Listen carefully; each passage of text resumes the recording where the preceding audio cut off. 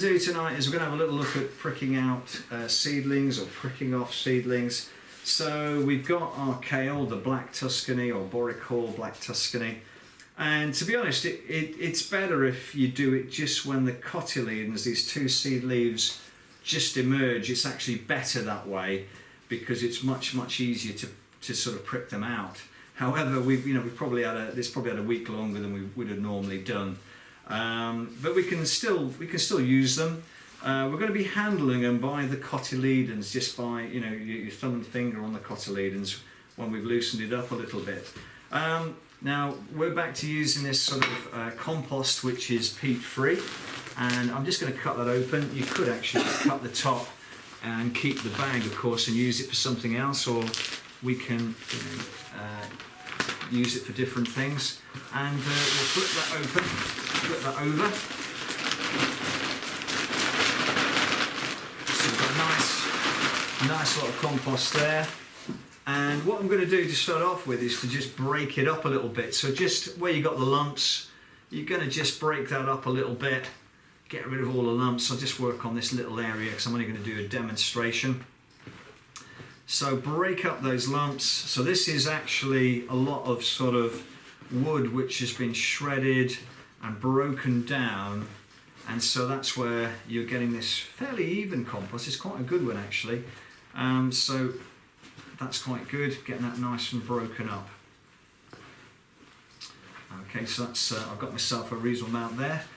And of course one of the next things we've got to do is to prepare the tray. Okay, and what we'd normally do if you were doing a lot of sort of pricking out is you'd probably do about 10-15 trays and stack them up, because it won't take long to do one, and we're only going to get probably even 5 by 3 is pushing it in a little half tray.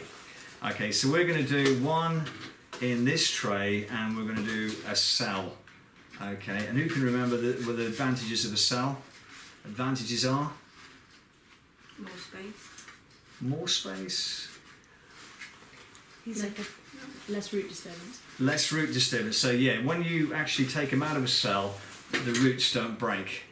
And when you're transplanting and doing things, you can get up to 30% root break. So again, the plant's got to re-establish. So it's better in the cell for that reason. And obviously, what's the other thing in the cell? You're not going to get so much. What you're going to get less of in a cell that you would in here for nutrients and water and things like that. Competition. Competition, yes. So in a cell, you reduce the competition and you don't get the roots breaking. What's the advantage of being in a tray? Dries out slower.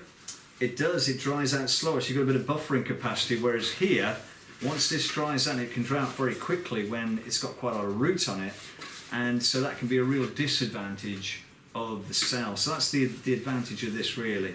But anyway, we're going to sort of get a couple of trays prepared. So what I would do is use your hands like 2 big shovels, push your tray in and just sort of tip your compost in, push it gently into the corners just to stop any air pockets, so it could fill with water and that could be a problem. Then what we're going to do is, using a screeder, we're just going to screed that off. And we're going to turn it round and screed it off the other way, and so that's kind of quite nice.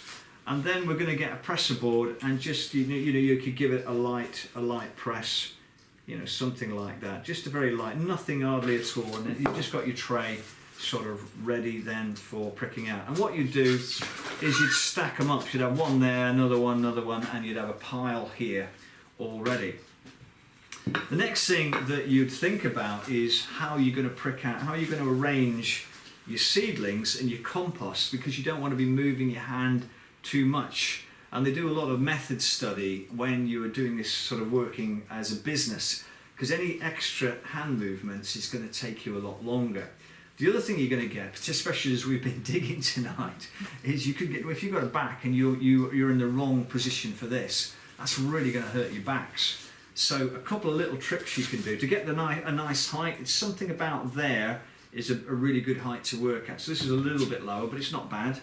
The other thing you can do is, if you get yourself something like this, pop that so the tray is slightly facing you. So you aren't quite doing that where it will catch the small of your back.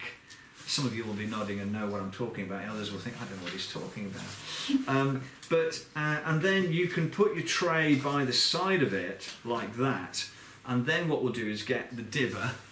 Okay, now there's an assortment of hazel dibbers. Now I've got to say, if you've got they're a little bit bigger than what you want. A small dibber, you're gonna have to do a lot of work with that. Whereas if you've got something, this hasn't actually got a point on it. That one might be better, but I like that because it's actually got. If you push that in, you're not gonna have to do so much work. They're actually on one there, handled by the seed leaves, the cotyledons.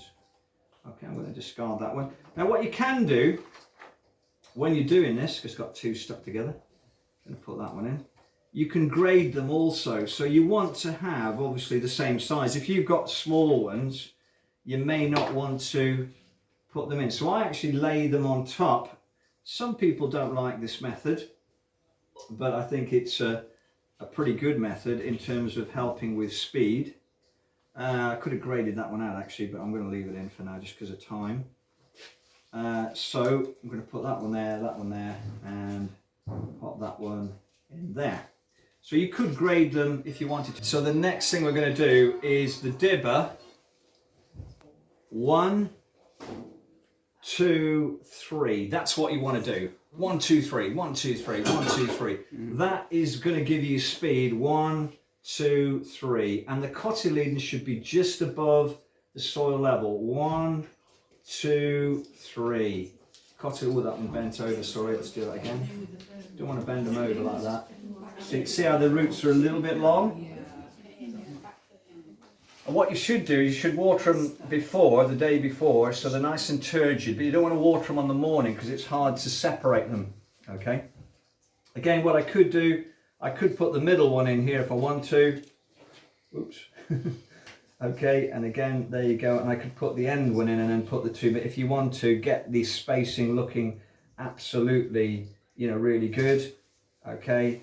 But really, it's just 1, 2, 3, and if you got that, you're in the perfect time to prick out. So these are, as I say, the ones last night had a week longer, so that was inevitably going to be taking, much, because you have to do all that business, and you don't want to be doing that.